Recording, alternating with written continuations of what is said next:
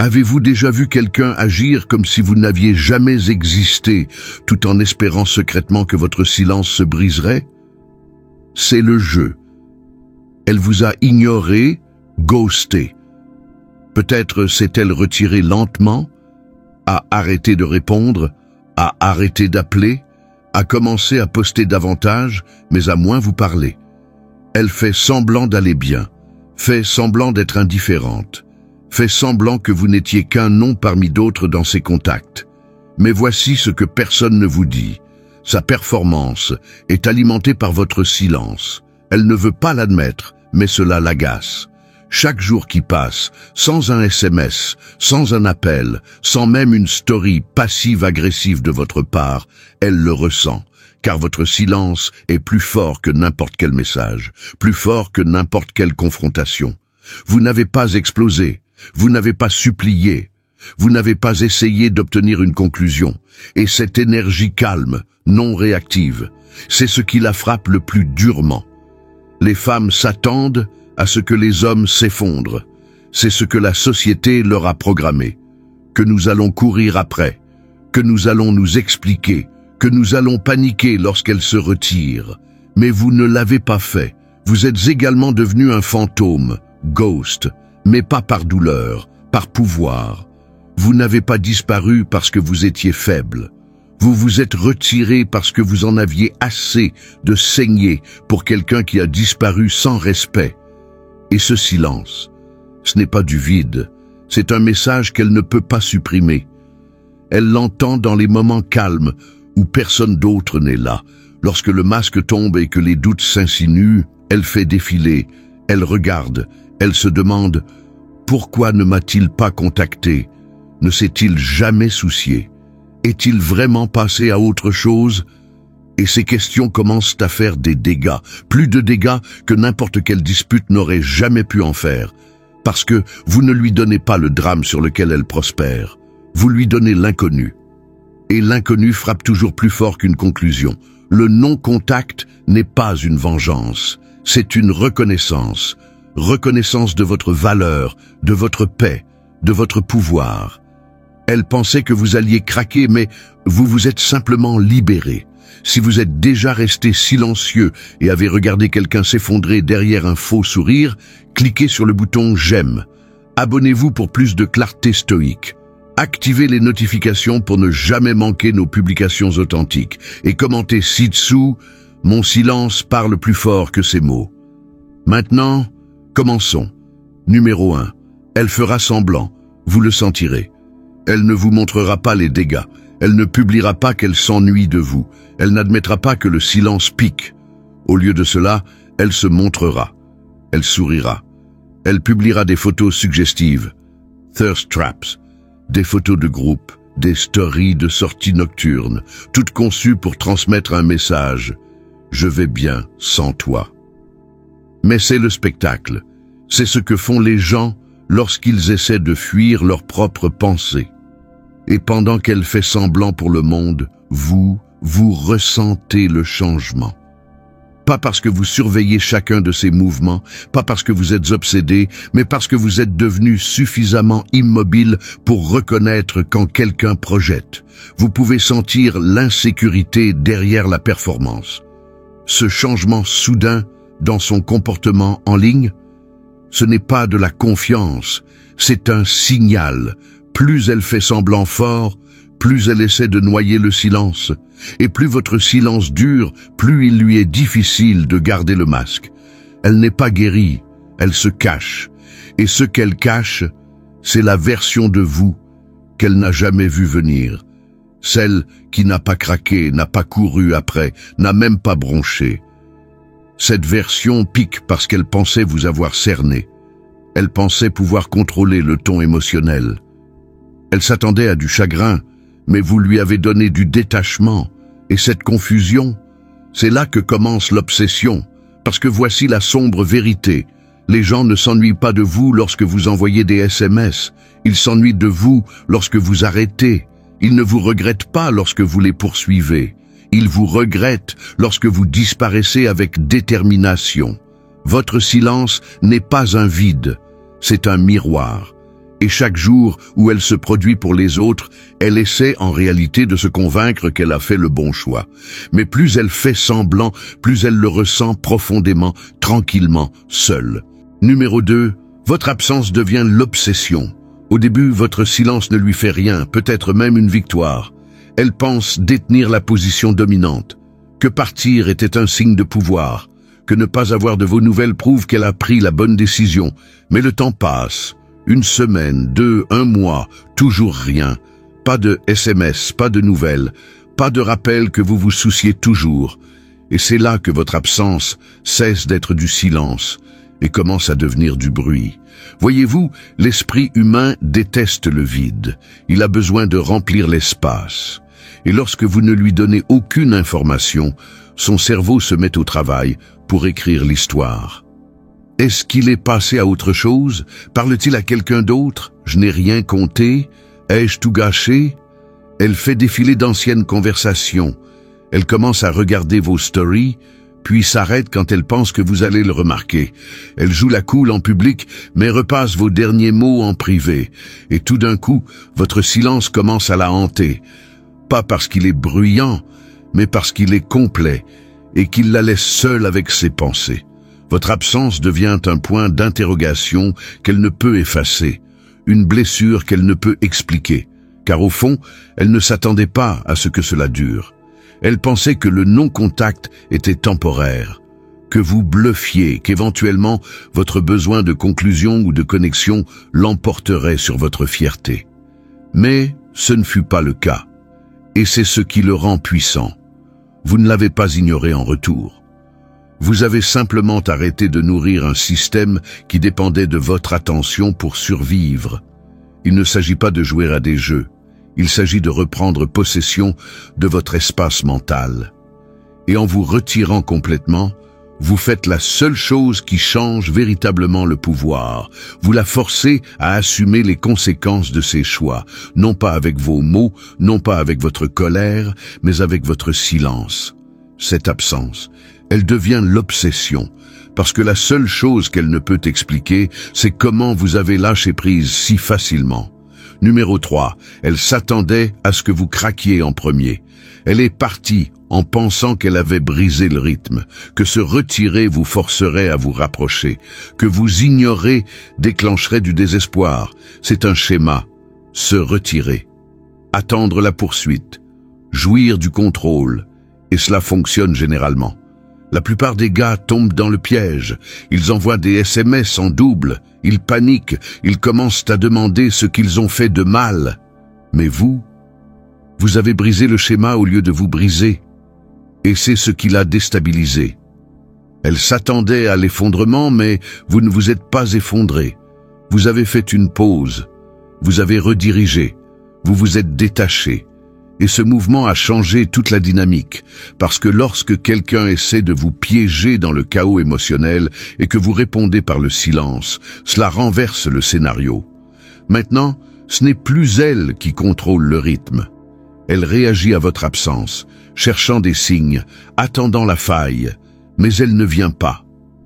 La vérité est qu'elle avait besoin de votre réaction pour valider son pouvoir. Elle avait besoin de savoir qu'elle comptait toujours, même si c'était par le conflit ou la tristesse. C'est la psychologie tordue du contrôle émotionnel. Tant que vous répondez, vous êtes toujours en orbite autour d'elle. Mais quand vous devenez immobile, quand vous ne poursuivez pas, quand vous ne craquez pas, elle réalise qu'elle ne contrôle plus le récit. C'est vous. Et voici où cela devient plus profond. Elle ne s'attendait jamais à ce que vous privilégiez votre paix plutôt que sa présence. Cette décision, choisir l'immobilité plutôt que la réaction, la discipline plutôt que le désespoir, est ce qui sépare un homme possédé d'un homme évolué. Vous n'avez pas craqué, vous avez élevé. Et maintenant, le silence qui était censé vous affaiblir, il l'affaiblit elle à la place. Parce qu'elle s'attendait à un effondrement. Ce qu'elle a obtenu, c'est un homme qui construit en arrière-plan, tranquille, concentré, intouchable. Numéro 4. Vous avez refusé de nourrir son ego. Chaque message que vous n'avez pas envoyé était une preuve de pouvoir. Chaque impulsion à laquelle vous avez résisté était un progrès. Elle ne s'attendait pas seulement à ce que vous la poursuiviez. Elle comptait dessus. Cela faisait partie du jeu, se retirer, devenir froide et attendre que vous réchauffiez les choses. Non pas parce qu'elle s'ennuyait de vous, non pas parce qu'elle voulait arranger quoi que ce soit, mais parce que l'attention nourrit l'ego. Et lorsqu'un homme continue de se manifester après avoir été rejeté, cela renforce son contrôle. Mais vous n'avez pas joué le jeu. Vous avez coupé l'approvisionnement. Votre silence n'a pas seulement créé de l'espace, il a perturbé sa boucle de validation. Elle voulait savoir qu'elle avait toujours une influence émotionnelle, qu'elle pouvait disparaître et rester le centre de votre orbite mentale. Mais quand vous êtes devenu silencieux, vraiment silencieux, pas le faux silence de « j'attendrai quelques jours », mais le genre qui dit « je ne cours pas après le manque de respect », vous n'avez pas seulement disparu. Vous avez perturbé l'économie émotionnelle. Elle ne pouvait plus se nourrir de votre énergie. Vous ne l'avez pas bloquée par mesquinerie. Vous l'avez laissé sentir l'absence de votre présence. Pas de rappel, pas de miettes, juste de l'espace. Et l'absence de votre attention, c'est ce qui commence à la rendre invisible. Parce que votre attention n'était pas seulement de l'intérêt, c'était un statut. Cela signifiait quelque chose. Et maintenant, c'est parti. C'est le pouvoir du détachement. Vous cessez d'être son plan de secours émotionnel. Vous cessez d'être le gars qui attend dans les coulisses. Vous cessez d'être la réaction prévisible à son comportement de va-et-vient. Et ce faisant, vous exposez sa dépendance à votre validation. Pas avec des mots, pas avec des conflits, juste avec le silence. Et ce silence dit « Je ne suis pas ici pour valider ce qui me manque de respect ». Elle le sentira, elle le sent déjà. Et le pire pour elle, vous ne reviendrez pas. Pas pour lui donner de conclusion, pas pour flatter son ego. Pas du tout. Numéro 5. Votre paix crée son chaos. Elle voulait une réaction, voulait sentir l'onde de choc. Vous ignorez était censé déclencher du chaos. Pas en elle, mais en vous. Elle s'attendait à de la confusion, à de la suranalyse, à des retombées émotionnelles. Mais ce qu'elle a obtenu à la place, c'était du silence, de la stabilité, de la paix. Et cette paix, c'est la partie qu'elle n'avait pas anticipée. Parce que lorsque quelqu'un prospère grâce au jeu émotionnel, le calme est une confrontation. Vous n'avez pas explosé. Vous n'avez pas argumenté. Vous n'avez pas exigé de réponse. Vous vous êtes simplement désengagé avec élégance. Et ce genre de contrôle, cela perturbe les gens qui dépendent du chaos pour se sentir importants. Elle pensait pouvoir vous agiter, vous atteindre, vous faire prouver votre valeur par la réaction. Mais au lieu de cela, vous avez prouvé quelque chose de bien plus puissant, votre inébranlabilité. Votre paix est devenue un miroir, un reflet de tout ce qu'elle ne pouvait pas offrir, cohérence, clarté, maturité émotionnelle. Et plus vous teniez bon, plus elle commençait à se sentir instable. Parce que lorsque vous refusez de répondre à la dysfonction par la dysfonction, le jeu s'écroule. Maintenant, elle est coincée dans son propre silence, tourbillonnant dans ses propres doutes, rejouant la sortie qu'elle pensait vous blesser, mais qui la hante maintenant. C'est le paradoxe. Vous n'avez rien fait, et c'est exactement ce qui la touche. Parce que la paix ne signifie pas que vous ne vous souciez pas. Cela signifie que vous vous êtes suffisamment soucié de vous-même pour arrêter d'entretenir le chaos. Vous avez choisi la discipline plutôt que le drame, le but plutôt que la validation. Et ce faisant, vous avez créé quelque chose de rare, un contraste émotionnel. Pendant qu'elle se débat dans une confiance artificielle, vous avancez avec une quiétude certaine. Et cette certitude, elle brûle plus profondément que n'importe quel éclat de colère n'aurait jamais pu le faire. Votre paix est une force, mais pour elle, c'est aussi une punition, car elle lui montre exactement ce qu'elle a perdu et exactement ce qu'elle ne pourra plus jamais perturber. Numéro 6. L'immobilité parle plus fort que les mots. Vous ne vous êtes pas expliqué. Vous n'avez pas essayé de justifier votre silence. Vous n'avez pas rédigé le message parfait pour qu'elle comprenne. Vous avez simplement arrêté de répondre. Et dans cette immobilité, vous avez tout dit, parce que quand vous arrêtez de parler, les gens commencent à écouter différemment. Ils commencent à observer, ils commencent à remplir les blancs. Et c'est là que l'impact réel commence. Elle s'attendait à ce que vous parliez, que vous suppliez, que vous vous défouliez. Mais vous lui avez donné la seule réponse contre laquelle elle ne pouvait pas argumenter. Aucune. Pas de mots à tordre, pas d'émotions à exploiter, pas de drame à contrôler, juste l'immobilité. Et c'est plus obsédant que n'importe quel sermon, plus dérangeant que n'importe quel paragraphe, car cela la fait douter de ce que vous pensez, de ce que vous ressentez, si vous vous souciez encore. L'immobilité crée l'incertitude, et l'incertitude engendre la curiosité. Vous n'aviez pas besoin de défendre votre valeur. Vous n'aviez pas besoin d'annoncer votre croissance. Vous la montrez par le silence, par votre absence, par votre capacité à passer à autre chose sans faire de bruit. C'est ce qui vous distingue. La plupart des hommes essaient d'expliquer leur douleur. Vous avez transformé la vôtre en concentration, en stratégie, en progrès. Et chaque instant où elle n'a pas de vos nouvelles, c'est un moment où son esprit travaille à plein régime, créant des histoires, se demandant où vous êtes allé, qui vous êtes devenu. Vous êtes devenu imprévisible, et l'imprévisibilité est une force, pas parce que vous êtes manipulateur, mais parce que vous avez fini d'être émotionnellement accessible à quelqu'un qui a disparu comme si vous n'aviez jamais compté. Maintenant, votre présence a du poids et votre silence a des dents. Vous n'avez pas besoin de parler pour être compris. Votre immobilité dit tout. Elle dit « J'ai tourné la page. Je n'attends pas. Je construis. » Et rien ne dérange plus quelqu'un que de réaliser que vous êtes déjà parti sans dire au revoir. Numéro 7. Son masque ne peut cacher son regret. Elle porte bien le masque.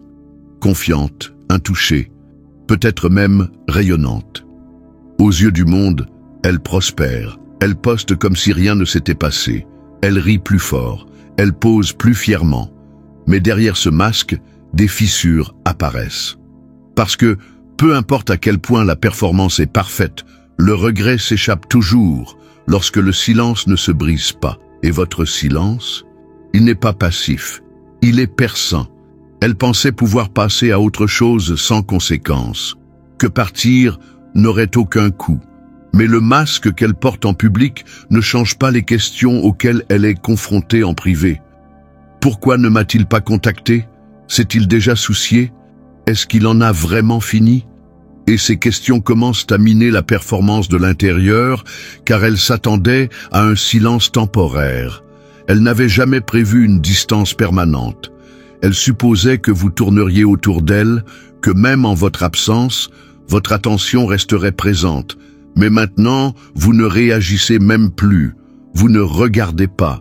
Vous ne nourrissez pas son ego avec des « j'aime », des vues ou de l'énergie. Et ce vide, il renvoie le projecteur sur elle. Elle se retrouve à se produire pour un public qui n'inclut plus l'homme qu'elle pensait être toujours là pour regarder. C'est là que commence le regret. Pas dans ce qui est arrivé, mais dans ce qui n'est pas arrivé. Elle ne s'attendait pas à ce que vous lui manquiez comme ça, pas après avoir choisi la distance, pas après s'être retiré. Mais c'est ainsi que fonctionne le vrai regret. Il ne se manifeste pas quand vous suppliez. Il se manifeste quand vous vous taisez, quand vous arrêtez de jouer le jeu, quand vous disparaissez avec dignité. Maintenant, chaque sourire qu'elle poste est en partie une performance, en partie une auto-assurance. Mais la vérité est qu'elle n'essaierait pas si fort de paraître passer à autre chose, si elle l'était vraiment. Le masque dit qu'elle va bien, mais votre silence, il expose tout ce qu'elle a essayé de cacher. Numéro 8. Vous êtes devenu rare, et la rareté fait mal. Elle n'a pas réalisé ce que vous étiez avant que vous ne soyez plus disponible. C'est toujours comme ça. Votre temps, votre attention, votre constance, c'étaient des ressources qu'elle pensait infinies. Mais maintenant, vous êtes parti. Pas avec amertume, pas avec colère, mais par rareté. Et rien ne perturbe plus quelqu'un que de perdre un accès facile à ce qu'il tenait pour acquis. Les gens ne valorisent pas ce qui est abondant, ils valorisent ce qui est rare. Et lorsque vous étiez toujours là, répondant, vous montrant, vous souciant, elle n'avait pas à remettre en question votre présence. Elle n'a jamais ressenti le risque de vous perdre. Mais votre silence a changé cela. Vous avez cessé d'être prévisible. Vous avez cessé de vous montrer. Vous avez cessé de remplir l'espace qu'elle a laissé. Et soudain, elle a dû faire face à quelque chose qu'elle ne s'attendait pas. Une version de vous qui n'attend plus d'être choisie. Vous êtes devenu une rareté dans son monde, émotionnellement indisponible, silencieux, inaccessible. Et ce changement a inversé la dynamique de pouvoir. Elle est habituée à ce que les hommes prouvent leur valeur, pas qu'ils disparaissent sans laisser de traces. Elle est habituée au contrôle, pas à la confusion. Mais maintenant, chaque jour où elle n'a pas de vos nouvelles vous rend plus rare, plus précieux, plus désirable. Parce que ce qu'elle tenait autrefois pour acquis semble maintenant perdu à jamais. C'est ainsi que le regret se construit, pas dans les moments de conflit, mais dans les moments d'absence. Quand elle commence à remarquer à quel point son téléphone est plus léger, à quel point ses notifications sont devenues silencieuses.